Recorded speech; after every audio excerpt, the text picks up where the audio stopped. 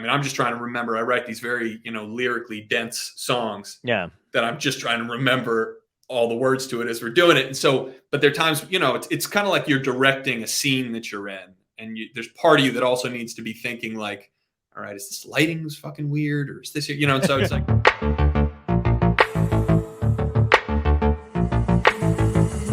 Dystopia tonight.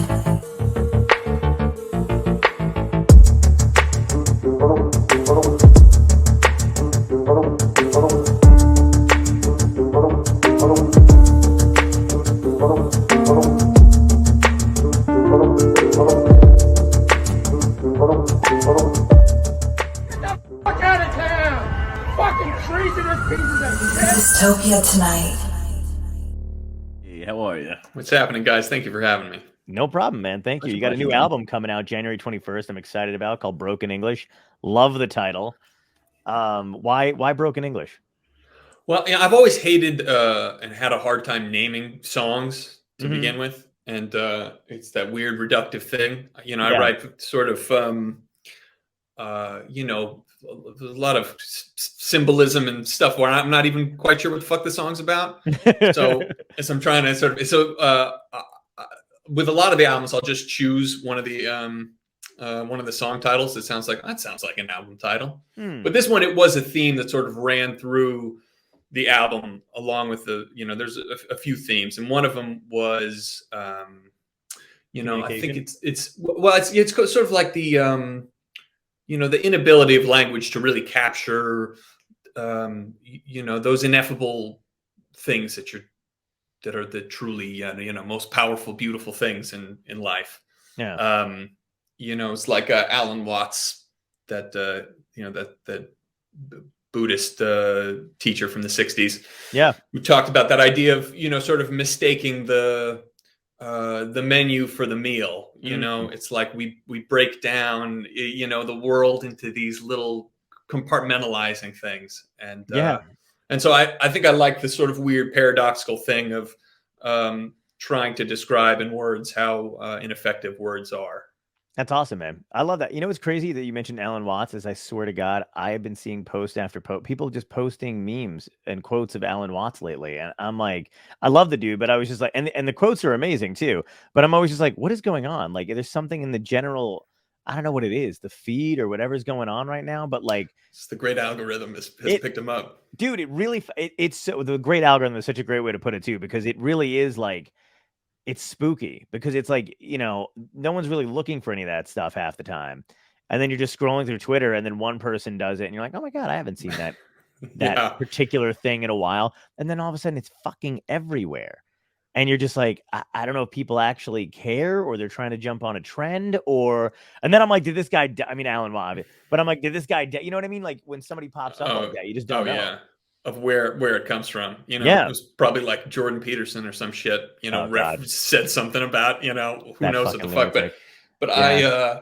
That guy's such a weird dude. I mean, I don't, you know what I mean? Like, I don't know if you're a fan or not, but I feel like Jordan Peterson's one of those dudes that, like, you could just tell he's a mediocre professor and somehow managed to get big, and now is thrown onto the public, like, forum, and has to have these answers and opinions. And they're really, like, if you ever listen to him, he's kind of banal. Like, he's just like, Well, it's like there's so many people, where they'll have all of these very obvious things that they say, if, like, you should sit up straight and you should clean your room or something. And then it's also like, and trans people don't exist. And then we go and you're like, wait, where did that one come from? I know. Yeah, exactly. They slip it in there with the fucking, like, eat a hearty breakfast and also hate the gays. But and you're just like, with the eggs or without them? I don't know. Yeah. I had some Alan Watts books sitting around that I'd never really read, and then I'd found some lectures that were on just kind of audiobooks, and they're these just great him, in the 60s. Sometimes the audio quality is horrible, and sometimes it's great. And there'll be these, there are these like 10-hour long lectures that I would just pop on and off, and I was bike around Portland. Yeah, that's and listen awesome. to this kind of, he's this like weird hedonist, Buddhist. Yeah. You know what is crazy? I don't know if it was just, again, the decades, the eras that people are brought up in or whatever, but I feel like, for us, we have a few of those, like, there aren't as many, or maybe, I don't know, maybe people look back 20 years from now and they'll be able to pick out more, like in the same way we have. Yeah. But it feels like sometimes we have pale imitations of, you know, the really great ones and the people that we admire, you know. And then it's like, but they're kind of thrust upon us by whatever, you know, the corporate culture, like the celebrity, you know, agents or whatever it is, where it's all it's somehow it all seems somewhat manufactured. And I hate it in a certain sense. It's weird. Oh, yeah, completely. Yeah, and I feel and like it feels like the books and the things that I'm reading or things I'm listening to are always from like decades, if not centuries ago.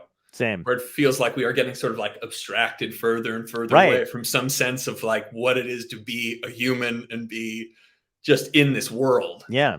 And you know what? You can't even blame, like, I understand, like, you know, people have their gripes. They always have their gripes about like a younger generation. We had it when we were younger and whatever and blah, blah, blah. But I can't even, you know, blame them necessarily, because those people are so much looking for their own identity at this point that of course they're going to cling to what like is popular or what the, you know, media necessarily is telling them they need to hear. You know what I mean? So they're just like, yes, Jordan Peterson's a god or whatever, because they have no identity of their own and they're clinging to something else. And it's a shame that they're not kind of, because when I was younger, for whatever reason, I did look to, you know, older books and music and all that other stuff, because I don't think I just had a general understanding of like everything came from someplace else. So I'd like to know where it originated before I like, but there's so many people who are just fucking, they're like, no, it's only now. And this is, you know. Well, yeah, I think there was I was listening to some interview with this guy named Michael McCarthy, who was he's like I think like a conservationist and a writer, and he was talking about the idea that, you know, human beings for 50,000 generations were ostensibly wildlife, and then for about 500 generations we've been living in some sort of societies, and how we pay so much more deference to those 500 generations than the 50,000. But then if you go, I think, a step further from what he was talking about, you think, how many generations have we had social media and have we been plugged into technology in this way, and how much deference we pay towards that? Yeah. And the chasms between those groupings of the 50,000 that were wildlife and the 500 that were, you know, living in these smaller communities up until now.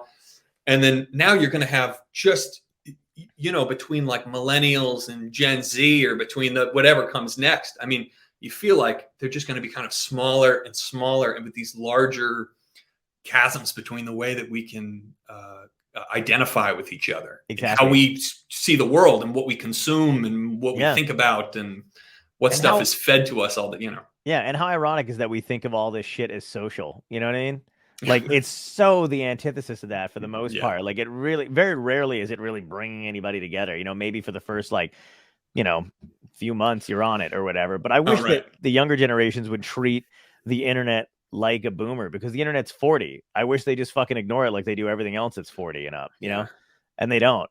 They you know what I mean? Like, it's because to us, I mean, in a world landscape, the internet's 40 and it's super fucking young for us to still be, we don't even know what the effects are. But I feel like, you know, to an extent, its usefulness is almost done. You know what I mean? Like, you know, either you figured out how to market and profit off of it, or you're just stuck in a loop in it. And it's not, it's a feedback loop, and it's never good for your brain. Yeah. I just think it's, you know. Yeah, it is. It has this, this capacity to be such, to be so incredible. I mean, you can learn anything, and you can, you know, if you want to read the complete works of Shakespeare, or if you want to, you know, talk, you know, it's been a nice thing to be able to like, you know, FaceTime, you know, with like my kids with their grandparents, but you have this full scope. And what do people really use it for? It's like, you know, porn and you know, and yelling at their grandkids. And don't discount porn so quick. Just kidding. That is no, but I know what you mean. It is kind of, you know, weird. And the funny thing is too, is like, I feel like every piece of technology goes through that, especially once it hits that peak where people figured out how to market from it. Because how incredible and wild was TV back in the day, you know, when, especially like late night shows and stuff like that, where, you know, Letterman didn't know what the fuck he was doing. He was throwing TVs out of a fucking window and filming it. Or SCT TV, I think, did that first, but Letterman was doing some crazy shit or whatever, you know, too. And then, you know, people kind of get a handle on something, and then it's, you know, regulated and mass produced and marketed, and then it fucking sucks. And, you know, I remember, you know, we grew up with the internet. So I remember when it was just like episodes of South Park or shit would leak on the internet. You know what I mean? Or like Oh, yeah. waves, or like the AVI files you'd send to friends and shit, and GeoCities websites, and just whatever. And now it's algorithms and monetized and fucking pop-up ads everywhere, and Yeah, but it's evolving. So now we're about to Yeah. enter this metaverse where everything's going to be a virtual world. It's going to be weird. I feel like that's going to be nuts. Intense. Yeah. It really is. And I feel like, God, the way like people in relationships kind of escape onto Facebook, with old high school. Oh, it's going to get like, immediately my mind goes to like people who cheat, but I'm like, people are just unhappy in their marriage. I'm like, oh, they're going to have a field day. But who knows? I don't know. No, it does feel like it's like the world's going to be bifurcated in this way of people that are kind of like fully invested and people that are sort of holding on to the real world in some capacity. Do you feel yourself going in either direction in particular? Yeah, I mean, I think I think if I had any of the tools to handle it, I would go be living, on a farm in like Orcas Island or something, up in the San Juan Islands or something like that. Yeah, absolutely. I think about getting every time my friends are like, you would never be able to do it. You would die without your phone. I'm like, get the fuck out of here. Like, if I could have a nice place in like in a mountain in the woods and a little town nearby where I could shop and shit, I'm fucking done. I'm out. Well, I think that's something that people don't realize is like how quickly you can get it out of your system. Yes. It's like you go. I remember, this was years ago. My wife and I go into Big Sur it was our first wedding anniversary. And we were staying in this little cabin, and there was not even electricity in this place. Right. And being away from technology for 4 days. Right. And you feel like, oh man, this is it. I could just live like this. And then of course you get back to your life and it sucks you back in that way. And they're so brilliant at sucking you back in. Absolutely. I would, I'm such an idiot. Like I'll read at night instead of getting a little light, which my wife finally bought for me. I never think like, oh, spend $5 to get this. I'd use my phone, and I realized I could go on to, if I go onto YouTube, I could look up white screen. There's just like a white screen. But every time, I'd be in bed, I'd be excited to get back to my book. I've been running around with fucking kids and work and all shit all day long. And I get in, I'd have to say to myself, all right, when you turn on the YouTube app, just go to the fucking white screen, hit the button, don't click on anything. Don't click on it. And it knows exactly. It knows more than I do. And as soon as I turn on, it's like, some weird thing of Joni Mitchell and Bob Dylan playing. And I'm like, okay, well, absolutely. Let me click on it. Just let me watch, I'll watch 10 seconds of it. Yeah. And next thing you know, it's like 2 a.m. and now I'm watching like the most esoteric, insane fucking shit. Absolutely. Yeah. I'm the same one. I get distracted by those kind of videos too, especially if it's like a concert or something like that I haven't seen, or they're like, oh, remember MTV in the 90s? I'm like, I do. Oh, right. I do remember MTV in the 90s. Yeah. Now you're watching recent Matt Pinfield blogs or something. Yes. And we're like, I don't know. How the fuck did I get here? We were going to have Matt Pinfield on the show. We still have to reschedule him because it just didn't work out. He was like extremely busy, but yeah, I love Matt Pinfield. That's so crazy that you just said that. That's so funny. Well, I didn't even know if he was still doing it. I think I don't know what he's doing necessarily, but he was a little too busy for us apparently. So I mean, he kept on having to reschedule. Good for him, man. Yeah. No, great. He's great. Yeah. Yeah. No, I know what you mean, dude. It's like it's crazy. I don't know that. I feel like I'm trapped in it too, because if half of your friends or your family, whatever, just kind of accept it, then it's like, oh, that's the only way to communicate with them. So you're just done in that respect. And also the careers we're in and what we're involved in. It's like, if you're not like, how many times I just want to fucking delete my Twitter and not give a fuck about it. I mean, I really don't. It's basically a ghost town, but at the same time, like, if you go on these meetings and they ask you if you have one, and they ask you what your follower count is, and it's absurd because it's like, well, yeah, but they're not all in, Des Moines, Iowa. You know what I mean? Like, what difference does it make? So, but, I don't know. They don't know how to quantify what we do half the time, and they need a reason to. So it just seems like the thing to do. It's weird. It is. I mean, the fact that, it's like TikTok stars, or, it's like all these new different metrics to find folks in this way. I've been the same way. I never, doing any sort of social media for me has always been like pulling teeth. It just never really dawns on me. Earlier in the pandemic, when it was first getting started, I would just do little solo versions. You know, Nice. I'd like set up a little recording space, and I'd do solo versions of my songs and random covers. And I was like, all right, this is like something I could do, but I've never tweeted anything. I could never just No, I mean, throw anything out in that way.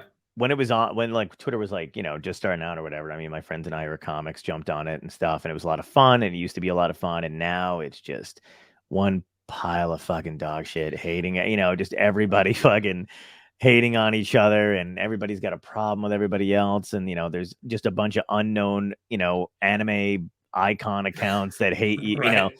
and whatever. And you're just like, what is going on? And then you realize like the entire world has just this mental health problem that's not being dealt with, and they're just using Twitter as like their live journal or Yeah, whatever, right, you know. to scream into their pillow. Yeah, exactly. And you're just like, oh my God. But then the worst part is that same generation then winds up going out and like, you know, becoming journalists or whatever, and they think that what they find on there is all important. So it's just this endless fucking loop, man. It's poison. Yeah. But on to happier things. So what have you been getting back? Have you been getting back out yet to tour and stuff like that? Like how I'm was gonna be doing my.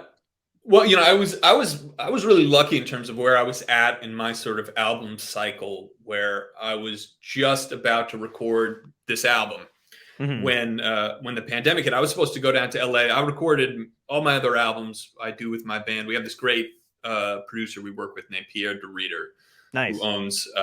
He was in the band Rilo Kiley, and he Mhm. he engineers Love Rilo Kiley. tons and tons of great artists. And he used to have a studio in North Hollywood, and then he moved it to Highland Park. And Right. my whole band is down in LA. And so we would go and our first album we recorded totally live, just in a room together. And we originally did it just to film this stuff, to be like, all right, let's just see if the audio kind of captures it enough for it to go with the stuff we're filming. And it was great. It was better than anything I had done before. And it just had that live, you know, all the imperfections and all that shit that you want, that feels, you know, for the kind of music that I make, it just works. Sure. And so we were planning on doing that in the summer. And then obviously that whole thing went out the window. So I was trying to figure out, all right, what the fuck am I going to do? And we had this little nursery that I'm in now that I turned into a studio. Nice. We moved. My daughter was, you know, sleeping in our room anyways, and so we moved the crib out, and I, you know, put some of my equipment in there, and started recording. And just to be like, all right, let's just see, you know, without treating the room in any way. And it was like, sounds fucking good. Nice. And so we ended up building, you know, recording it in the complete opposite way of how I'd done anything. I had to, you know, I'd never like recorded to a click track or anything like that. But I would, you know, I was building drum tracks, putting my stuff down, adding my own instrumentation. And then I'm lucky that the musicians I play with produce their own stuff too. So they have great studios themselves. So I could go and send it to my multi-instrumentalist bandmate. This guy named Gabe Feenberg, who's just a fucking killer. He plays he's an amazing lap steel player and piano player and accordion player. And he studied the trombone at the Berman School of Music. He's just this kind of like savant dude.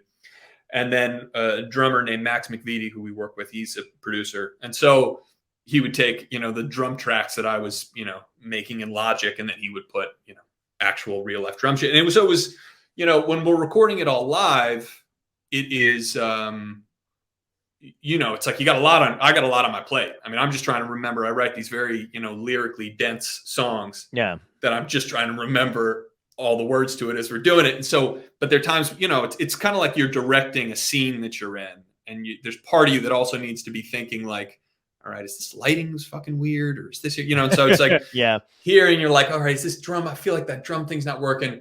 So now all of a sudden I could have a little more, you know, a little more precision to it. But there was sort of like a funny aspect that, because at least Gabe and I, that we have little kids in the house where we're recording, you know, and it's in the middle of a pandemic. This was like, you know, April or something of 2020 or May, you know. And so finding these little chunks of time where you could record, you couldn't be too precious about it. Sure. You had like, all right, I got 4 takes to try to crank this fucker out. Let's see if we can do it. And so you ended up getting, you know, I think we ended up getting some of that, that kind of pressure and that imperfection that we would get in those same kind of live situations. That's awesome. So I had to cancel some dates right at the beginning. I was supposed to play the East Coast in March of 2020. And so it's right at that one where everyone is sort of sending emails like, are we doing this? Are we not doing this? Are we?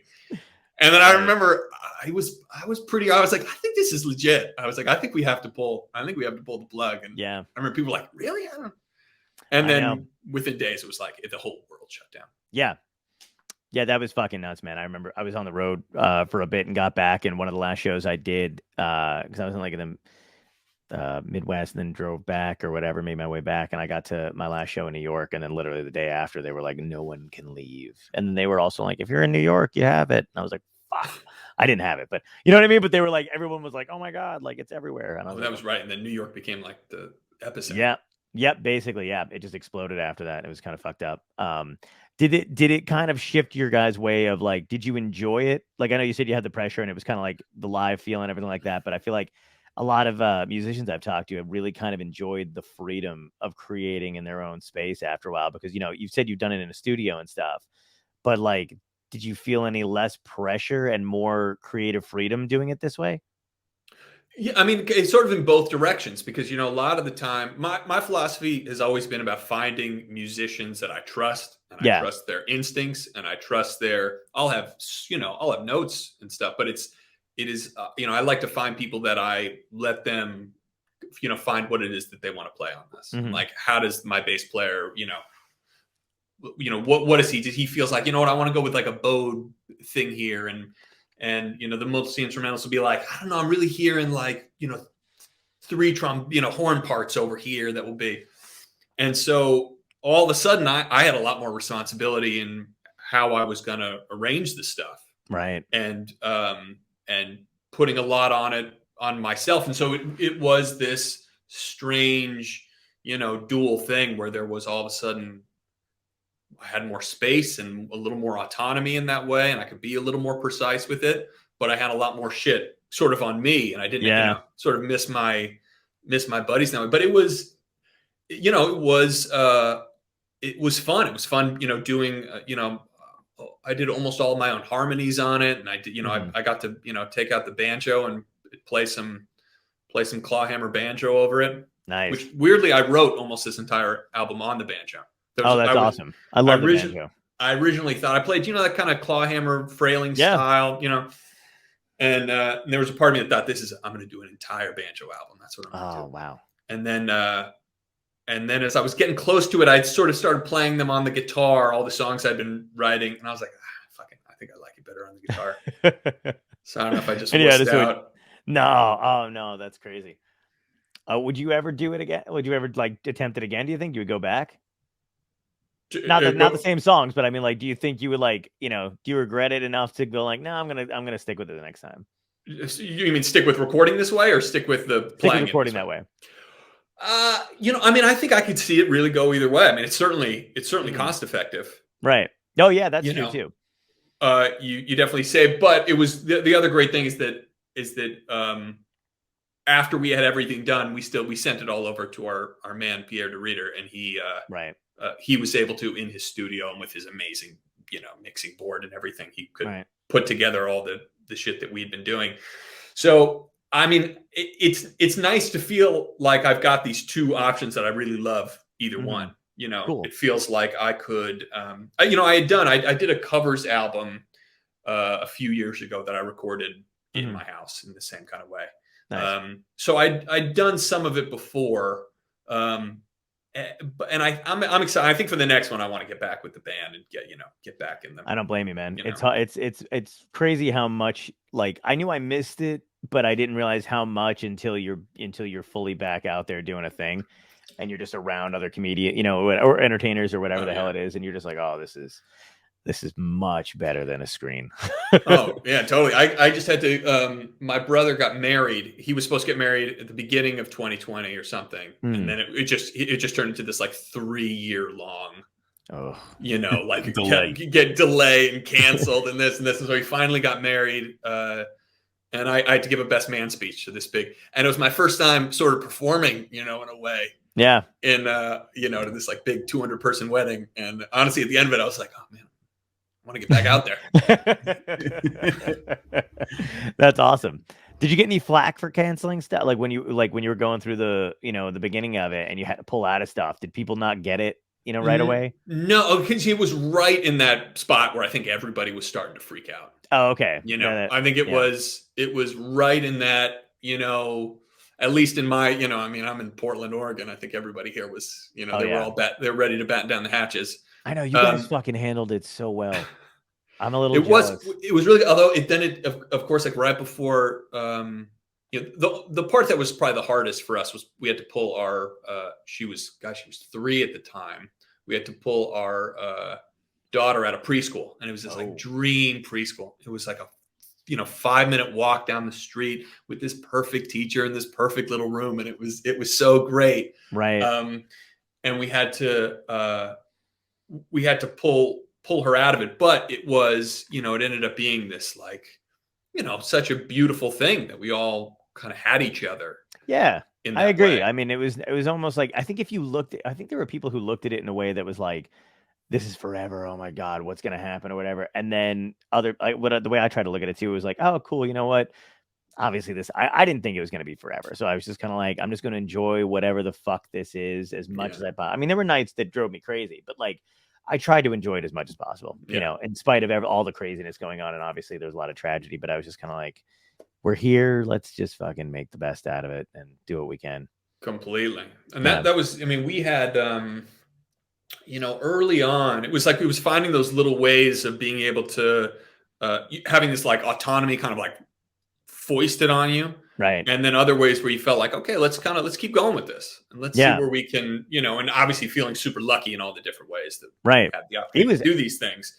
But we, it was like, one of our favorite things living in Los Angeles and especially living here in Portland was food, was just going out to eat, restaurants, picking up food all the time. And it was, my wife's a great cook. Her mom is a chef. And so, so we, that's awesome. About, I don't know, whatever the first, week or two was, all the restaurants were closed. And then, like a month or so after that, it was like, should we be picking kids to safe? That was, when we were all like wiping shit down, go to the grocery store and stuff.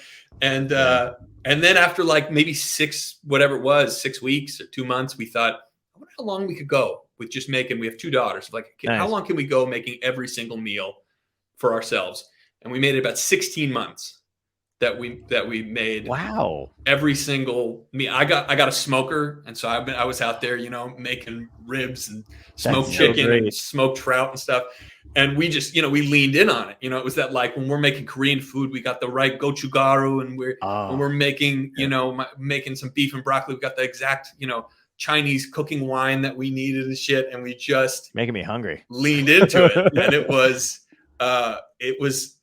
finding those little ways, it was even like teaching my daughter to read, I was thinking about how like all of these things that we outsource in our lives, like who cooks our food, who grows our food, who raises our kids for the most part, we all go, so you think, especially in this country where like you have a kid and immediately it's like, all right, now hand it off to someone else and you get back to your fucking work, you piece of shit. Yeah, exactly. And so there was something about, she had just turned 4, and that like as the pandemic was sort of rolling on, and I sat with her and sort of started from that process of like she knew the letters, and now all of a sudden she's just fully sitting down and reading books, and it is so fucking cool to be amazing to have been in that process with her. And so finding those little ways, so it is like there's definitely a part of me that I think if I had the balls and any of the wherewithal, I'd be like, we're getting out of the city. It's that funny thing, because when all the niceties of a city are taken away, and you're not going out to restaurants, and you're not going out to sporting events, and you're not, all these things that didn't exist. Yeah, there is a party that's like, do I need to be here? Do I need to be in? Yeah, I know what you mean. And you're like, holy shit, I can do with that. What was cool was figuring out what you could do without. And then on the flip side of that, you could also figure out what you were willing to possibly be killed for.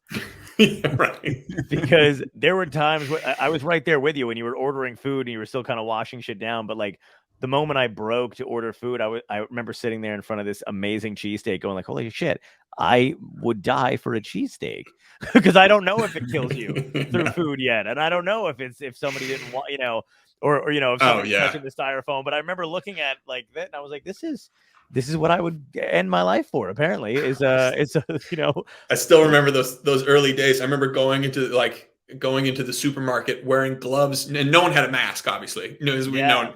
So the idea that we all had these fucking gloves on and we're all coughing in each other's faces. I know that is so true. Yeah. The glove thing was hilarious. And afterward they were like, yeah, that was all. Yeah. Should have had a mask and didn't need the gloves at all. Right, exactly. Yeah, I know. I can't believe how many times, like in the beginning, like I didn't go in before they made the mask mandate, and they wore because it wasn't even like a remote suggestion to do it. But I was, I wasn't going anywhere else, but I was grocery shopping. Oh yeah, without a mask on. I remember I was my wife for the first time. She's like, I think should you wear a mask? And I was like, no fucking way. This was before anything. I was like, what am I going to do? Am I going to tie a t-shirt around my face? I was like, I originally was like, there's no way that people are going to wear masks. In this country. I know. And I was weirdly right and wrong at the same time. Yeah, exactly. Oh, I know. And it's so sad that people that don't want to wear. I mean, it's just it's the easiest fucking thing you could possibly be asked to do. It's all these, so-called patriots or whatever that are running around like, I'd die for my country. And it's like, you're gonna, because you won't, wear a piece of fucking fabric over your face. Like I say, now that our 5-year-old has started kindergarten, and they all, I mean, we actually have to be like, it's okay. You can we're out of school now. You can take the mask off. Yeah. But she's kids are so good about it. They just throw it on. They don't even really think about it. But the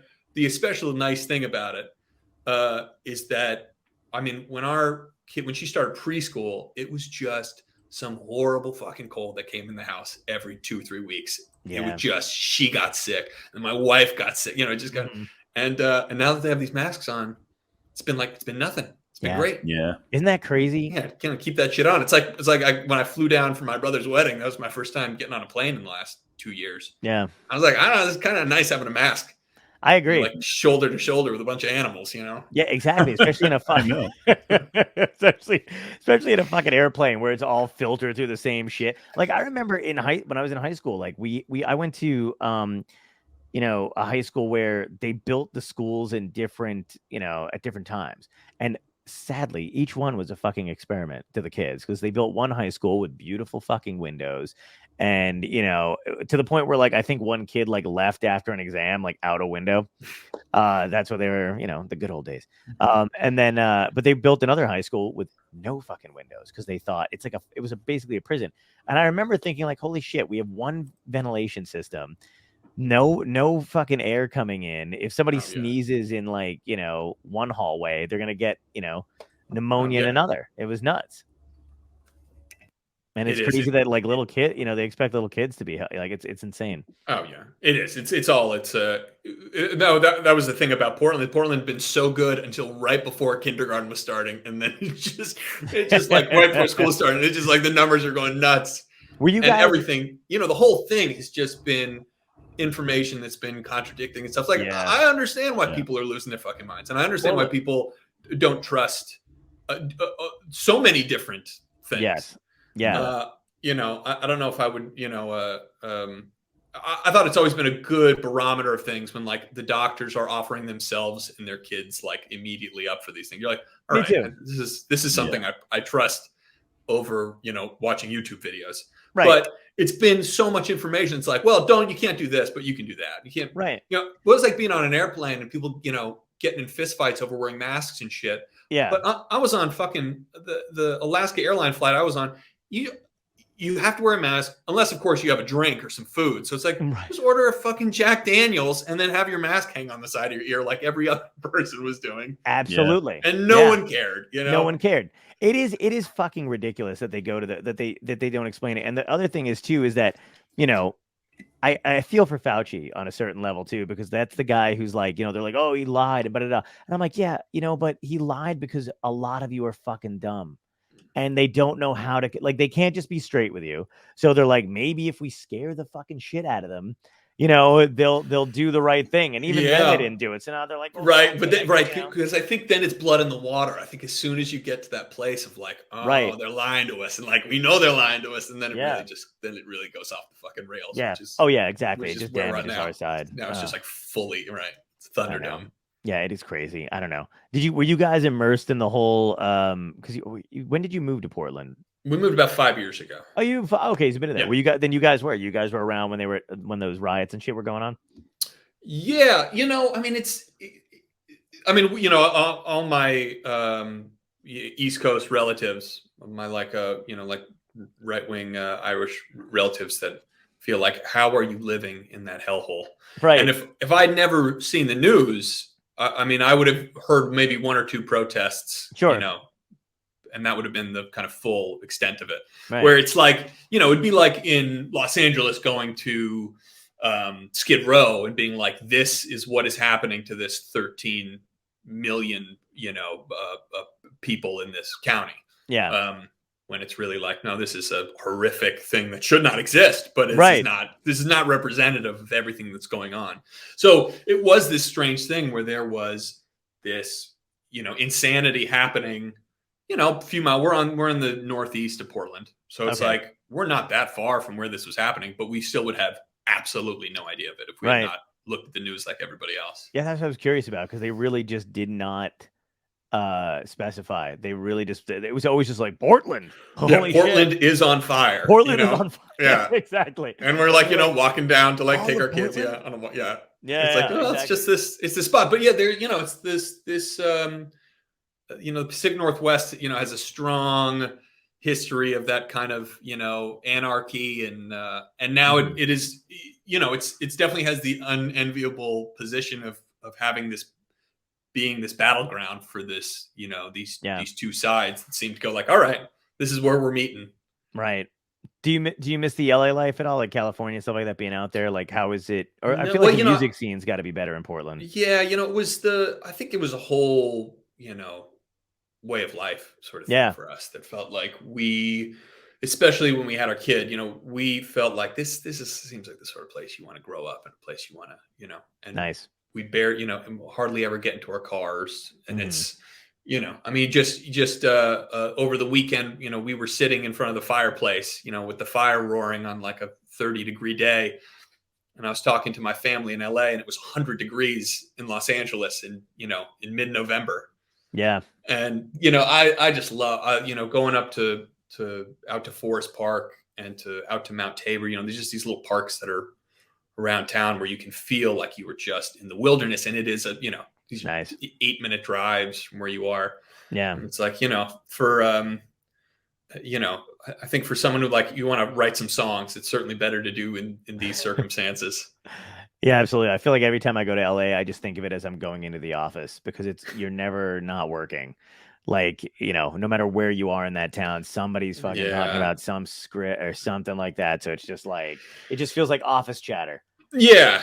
Yeah. It's those especially if you're in the sort of entertainment industry in any capacity, it is, it's those places where you have that mono culture business thing, which I imagine probably living in a place like Nashville, you probably feel that same thing for a musician or something like that. But I growing up there, I still have got I still have deep love for the place and all of our friends down there, and the quality of the food too, and so good.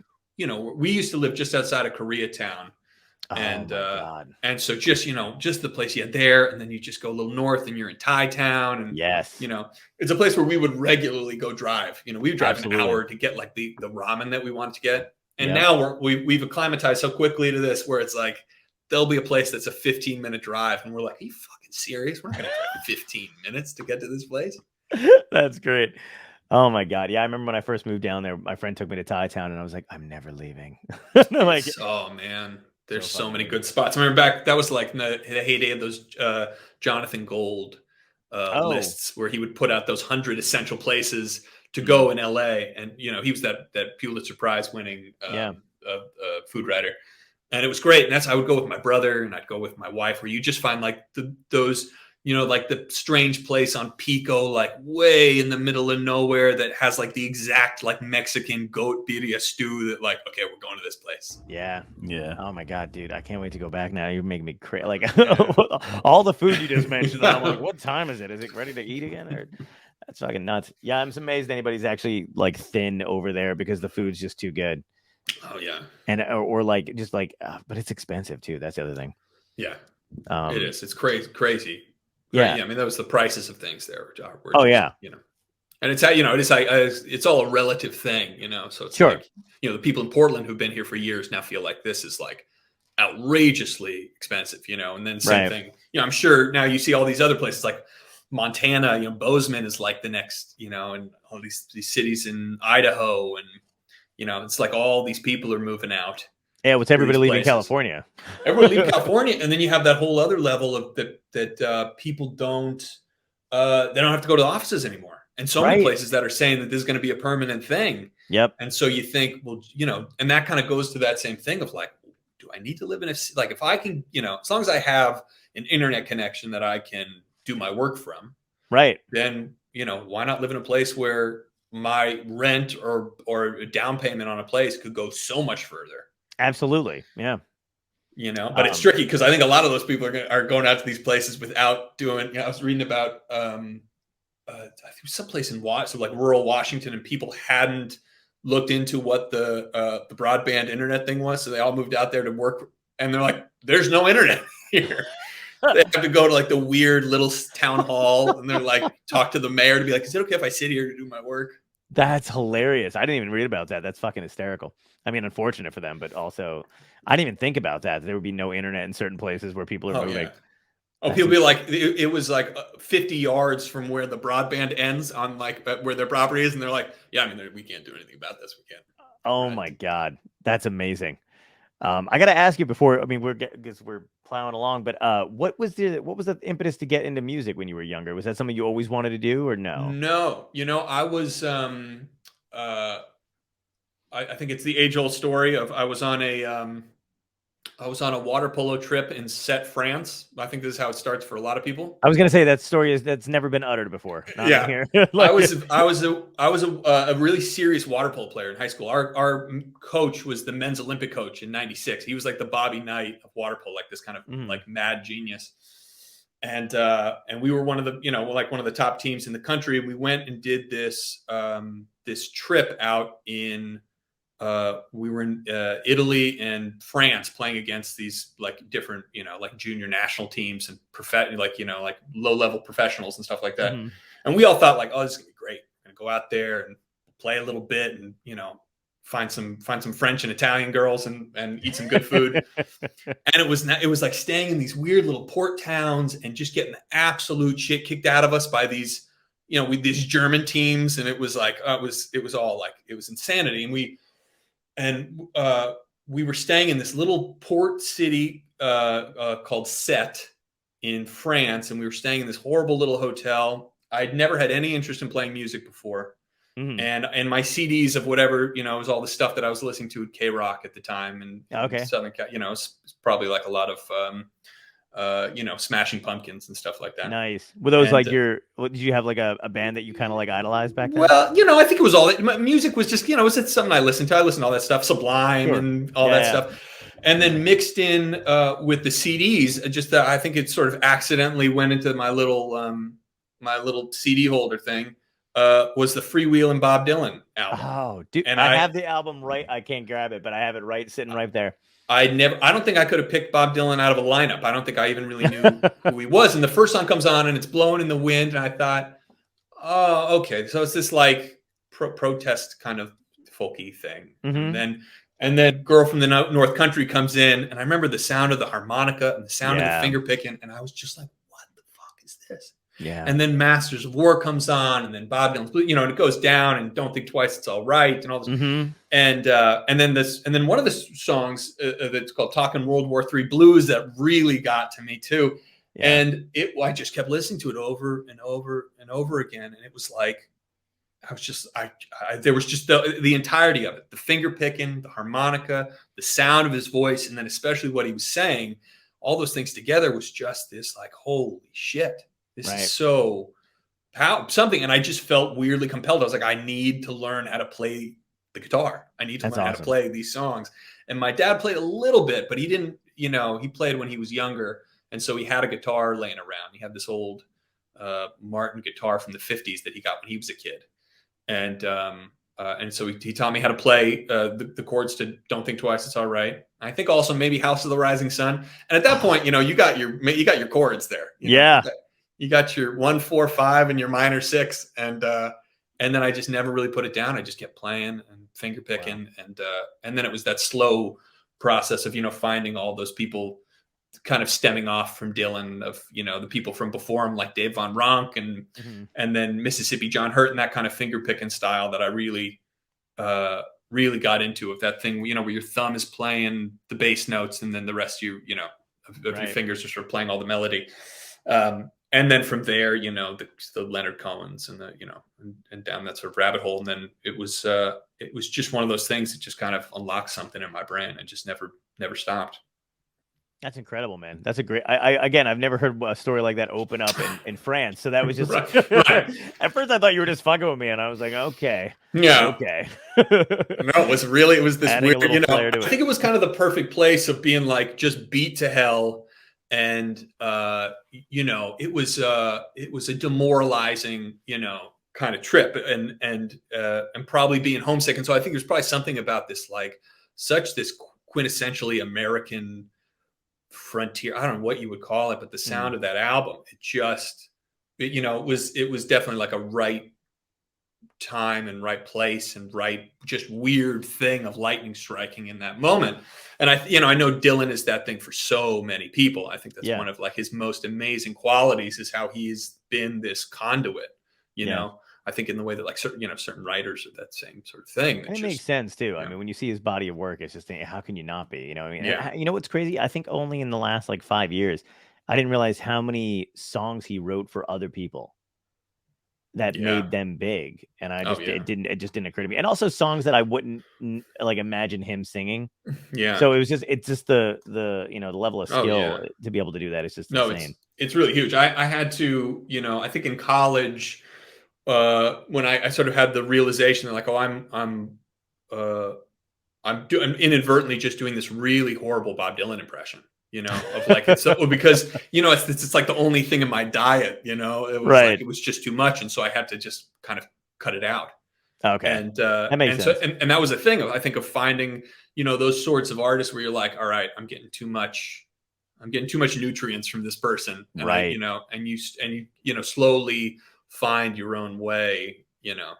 It's crazy how many artists do go through that, because I know comedians who go through that. They latch onto a comic or somebody that they idolize, and then they have to kind of shake it out of that. Oh yeah, you hear people that talk about where they're like, "Oh shit, I just realized that was a Hedberg joke." Exactly. Or it was just like a cadence or something. Right, exactly. And then same thing with even artists or cartoonists and stuff like that too, is where they're they love Peanuts, and then they realize that their art style is somehow morphed into, and they're like, "Oh fuck, I gotta I got to spend time shaking that off." But it's beautiful too, because I mean, I feel like the art kind of feeds into other artists, and that's just how we create, more people. Yeah, I think it was Billy Bragg said something about that, where it was I think it was even started with Dylan, where he's like, I was doing a Bob Dylan impression, and then I was doing a Joe Strummer impression, and then all inadvertently, and then one day you kind of look up and you're like, he's like, oh, I'm kind of doing the Billy Bragg thing. Do you remember what your first paid gig was? I mean, it was probably, I think it was at a place called the Piano Bar in Los Angeles. Yeah, I know that place. I don't know if it's still. Is it still around? I don't know if it's still. It was around the corner from that place, Hotel Cafe. Yeah. That was on, and I think, or it was that, or I think before that it was actually Genghis Cohen. Have you ever heard of Genghis Cohen? No. Genghis Cohen is name, though. It's a Chinese restaurant that's also has a little music venue attached to it. Wow. And I think you could order it has little church pews, and where you sit, and I remember somebody dropped their bowl of fried rice or something on the ground, as I was playing some, doing some quiet finger picking thing. And it's a great strange. It's on I think it's on Fairfax or La Brea or one of those streets. Nice. And it was great. But I remember coming back and having like, getting like $54. And I remember being, Oh my God. this is a That's fortune. awesome. Yeah. Amazing. That's so great. Is there anybody that you like to work with, like that you haven't yet? You know what I mean? Like maybe like even if it is a Dylan or something like that too. But you know what I mean? Is there another band or something like that you love? Well, there's I don't know. Have you ever heard of someone named Dan Reeder? Yes. He's unbelievable. Have you done it? I don't think I would ever collaborate with him, but I think there's just maybe I just wanted to talk about it. I just wanted to give him a shout out of just how fucking what an amazing strength. He's this guy. There's an amazing story. That guy Todd Snyder was on tour with John Prine years and years ago, and they were playing in Germany. And he tells a story on stage of that he just came up to him and gave him the CD, and they got into the car and they're driving away. It's like this kind of older guy in Germany, an American came up and, said, would you listen to these songs? And they're looking at the track list and he goes, there's a song on here called Food and Pussy. And they're like, we got to listen to this thing. And you listen to it. And not only is it incredible, but it is like, weird. It's weirdly profound, beautiful music. What do I want? I want food and pussy. How come? Because it's the way God made me. And it's so sweet. He has another song called I Drink Beer that is just, and it is just like so I don't know, maybe going to Germany and playing some music with Dan Reeder would be pretty fun. That'd be great, man. Fucking do it. Yeah, that's got to be, this guy makes bucket list dreams come true. So there you go. We'll get Tom, Tom on it. Yeah. We'll send him this clip. It's going to be tough to explain to my wife the whole food and pussy trip. No, play the song. It's beautiful. That's great. That's why I'm not married. I don't have to explain anything to anybody. Just my cat. Maybe that's what he was talking about. Could you imagine? You just got 15 cats when you get to Germany. And you're like, this fucking took a turn. That was weird. That wouldn't be surprising. Dude, I got to ask you 2 questions that we ask every guest that's coming on because the hour basically just flew by. So one, if you go back in time and give your younger self a piece of advice that would help you today, what would it be? I think it is, it's like quiet all the noise. And it's like,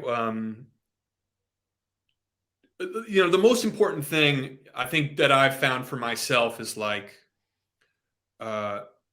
when I cut out, sort of like starting with Dylan, kind of like cutting that stuff out. And I slowly kind of stopped listening to more and more music. And I felt like, and I feel like now that the goal for myself, it's like, you want to be like your own little Madagascar. You want to break off from the continent and you want to have this strange evolution in your own little ecosystem. Right. And you introduce stuff that's not similar to what, like, don't listen to anything that's vaguely of the sort of stuff that you make, and finding those pieces. And that's been only somewhat recently if I started, really reading, really getting into like, kind of like dense, challenging kind of stuff. And I found that those are these things, getting out into the world, of getting out into nature, spending that time alone, right? Not taking in, sort of caring at all about what else anyone else in your genre or your whatever the fuck is doing. Because not only does it not matter, it's not going to help you, it's going to hurt you. Right. In taking those pieces of whatever is happening there. And that my goal is not to do anything more than to try to make something that is unique and something that is an expression of whatever I'm trying to work through. And cycle through my own, psychosis. That's fantastic, dude. I completely agree. We were just talking to another folk singer out in Georgia yesterday. I'm just kind of basically saying the same thing, where like, you don't have to be, because I feel like society and like plus our industry kind of tells you, oh, if you want to be real at this, you have to be either here, or here, or you're not. You're not good enough or whatever. And that's total horseshit, because it's It just makes it so they can kind of categorize you and keep you in a thing and make you jump through hoops, and you can be anywhere. And it's like the old thing of when you're pitching something, it's like you need to say, oh, well, it's Die Hard meets Sister Act. And if you don't say that, here we go. So you're so fucking right, man. I have written, dude, I love that you just said that. That kills me. Because, we're going to be pitching something coming up too. And it's one of those things that's like, pitching 101.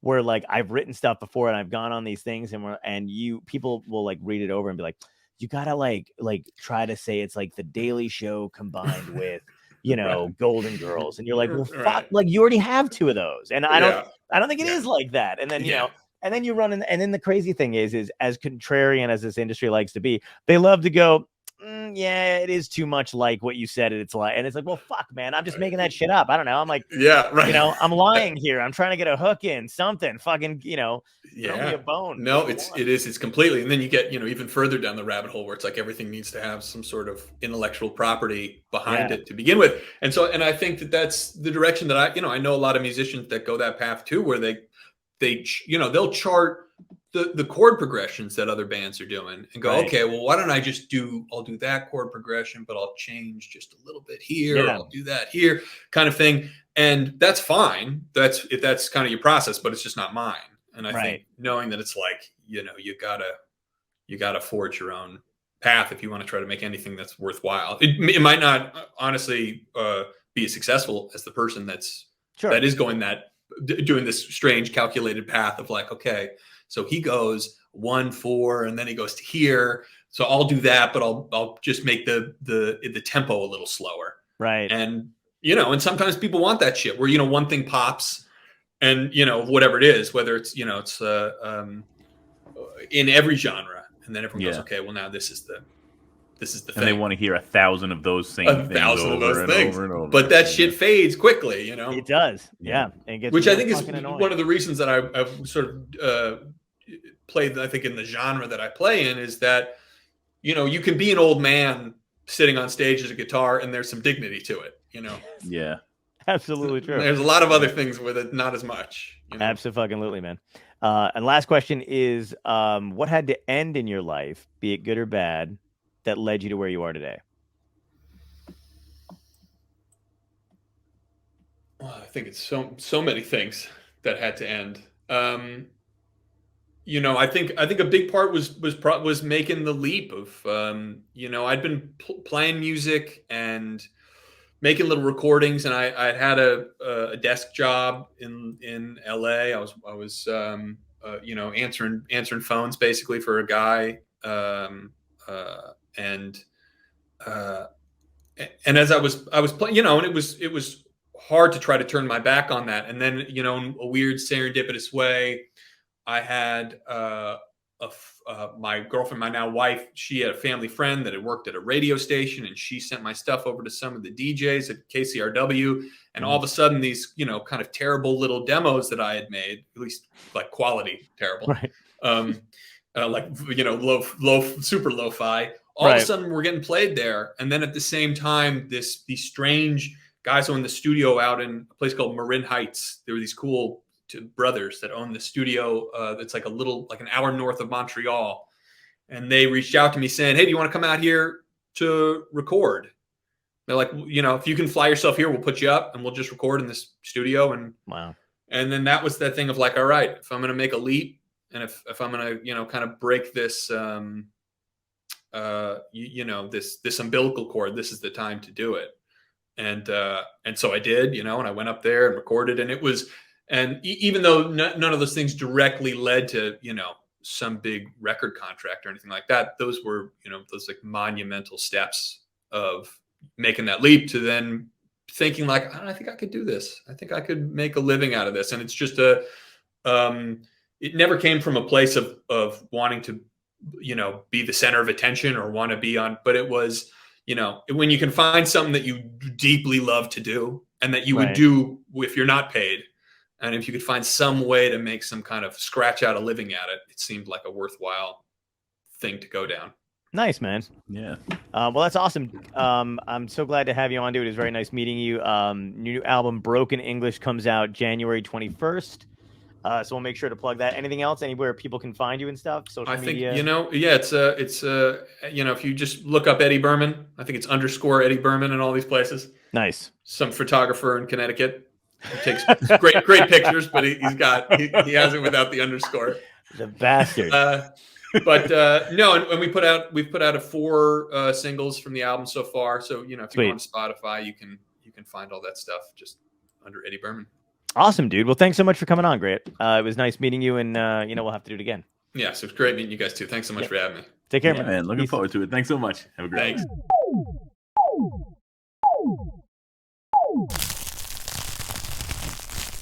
Dystopia tonight.